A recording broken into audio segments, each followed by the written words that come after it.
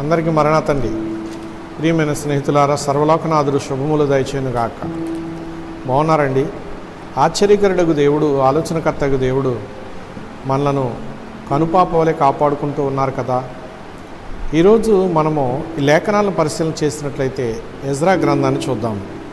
10వ అధ్యాయం 4వ వచనంలో, లెమ్ము, ఈ పని నీ ఆధీనములోనున్నది, మేమును నీతో కూడా నుందుము, నీవు ధైర్యము తెచ్చుకుని దీన్ని జరిగించుము అన్నారు. ప్రియులారా, ఎజ్రా మరి దైవ భక్తి గలవాడు. ప్రియులారా, ఈయన శాస్త్రి, చాలా జ్ఞానం కలిగిన వాడు. ఆ కాలమందున్న రాజుగారికి ఈయనంటే చాలా ఇష్టం, రాణిగారికి కూడా చాలా ఇష్టం. ఎంతో జ్ఞానంతో మాట్లాడేవాడు. వారిని ఎంతో చక్కగా ఆనందింపజేస్తూ, మరి ధైర్యమిస్తూ, చక్కని మాటలు వచిస్తూ ఉండేవాడు. ప్రియమైన స్నేహితులారా, ఎజ్రా గొప్ప శాస్త్రి కనుక శాస్త్రం ఎరిగినవాడు, దైవ భయము కలిగినవాడు. దైవ జనాంగము చేసిన పాపములను బట్టి వారు శత్రురాజుకు అప్పగించబడ్డారు.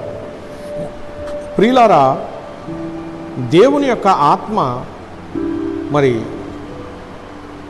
శోధనలో, బంధకాల్లో ఉన్నటువంటి ఎజ్రాతో మాట్లాడగా, ఎజ్రా రాజుగారికి మనవి చేశాడు, మహారాజా, సర్వోన్నతులకు దేవుడికి యెహోవాకు మరి మందిరాన్ని ఏర్పాటు చేయాలని. ప్రియులారా, ఇప్పుడు రాజు మనస్సు కరిగి దేవుని చేత ప్రేరేపించబడి, మీరు వెళ్ళి మీ దేవుడకు యెహోవా మందిరాన్ని కట్టుకుని యెరూషలేమును కాపాడుకోమని చెప్పారు. ప్రాకారాలు కట్టుకోవడానికి, బాగు చేసుకోవడానికి వారికి పర్మిషన్ ఇచ్చాడు. ప్రియమైన స్నేహితులారా, మరి ఆ శత్రు దేశంలో నుండి వారు బయలుదేరి రావాలి. విస్తారమైన సొమ్ము వారికి అవసరము, అదంతా సేకరించాలి. మాట వినే మంచి మనుషులను అతడు మరి సమకూర్చుకోవాలి. ఎన్నో పనులు ఉన్నాయి. అయితే ఇప్పుడు కొందరు భక్తి కలిగినటువంటి మనుషులు వచ్చి ఎజ్రాతో మాట్లాడుతున్నారు, లేవండి అయ్యా, మీరు మీ వెనకాల మేము ఉంటాము, మీరు పదండి, మేము మీతో పాటు వస్తాం, మీరు చెప్పినట్లుగా మేము మన తండ్రి అయినటువంటి దేవుని పట్ల జరిగించుకుందాము అంటున్నారు. ప్రియమైనటువంటి స్నేహితులారా, అందుకే ఈ మాటలు ఎజ్రాకు స్ఫూర్తినిచ్చాయి. లెమ్ము, ఈ పని నీ ఆధీనంలోనున్నది, మేమును నీతో కూడా నుందుమని ఆ ప్రజలు, ఆ భక్తులు చెబుతున్నారు. నీవు ధైర్యం తెచ్చుకుని దీన్ని జరిగించుము అని ఆయన అంటూ ఉన్నారు. ధైర్యం తెచ్చుకుని జరిగించమంటున్నారు. ప్రియమైన స్నేహితులారా, ఏ పని చేయాలనే ధైర్యం కావాలి. అక్కడంతా శూన్యం, పడగొట్టబడిన గోడలు, కాల్చబడినటువంటి భయంకరమైనటువంటి ప్రదేశాలు, ఎంతో దారుణమైనటువంటి స్థితిలో ఉండగా ఆ ప్రాంతంలోకి వెళ్ళి మరలా నూతన సామ్రాజ్యాన్ని నిర్మించాలి. అలా నిర్మించాలంటే ఎజ్రా గారు అడుగు ముందుకు వేయాలి.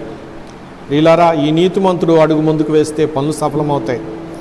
అలాగూ శిథిలమైపోయినటువంటి స్థితిలో ఉన్నటువంటి వారులారా, నీతిమంతులు మీ ఇంట అడుగు పెట్టుట వలన, నీతిమంతుని మాటలు మీరు వినుట వలన, నీతిమంతుల దీవెనల వలన మీరు ఫలిస్తారు, వృద్ధి చెందుతారు, గనులవుతారు, మీరు కట్టబడతారు, మీరు సౌందర్యవంతులై ఉన్నతమైనటువంటి స్థితిలో ఉద్ధరించబడతారు.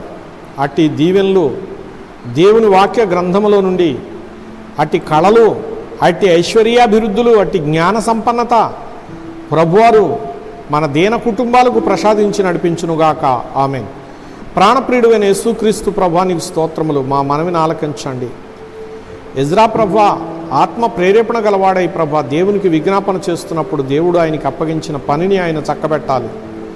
అందుకు ప్రభా రాజుగారి పర్మిషన్ కావాలి, శత్రువులను జయించే శక్తి కావాలి, నీతిమంతుల భక్తుల సహాయం కావాలి. ప్రభువా అన్నీ సమకూర్చి నడిపించి జయమిచ్చావు. పదమని ప్రభువా వారే ప్రభువా వెన్నంటి ఉన్నట్లుగా కనబడుతున్నది ఇక్కడ. కనుక నిరంతరము నీ సహాయం ఈ లోకములో ఉన్న నీ బిడ్డలకు ప్రసాదించి షకీనా మహిమకు పర్యంతము కూడా నీవు తోడయుండి వర్ధలు చేయమని యేసు వారికి అప్పగించుకుంటున్నాను పరమ తండ్రి. ఆమేన్. అందరికీ మరణాతండి.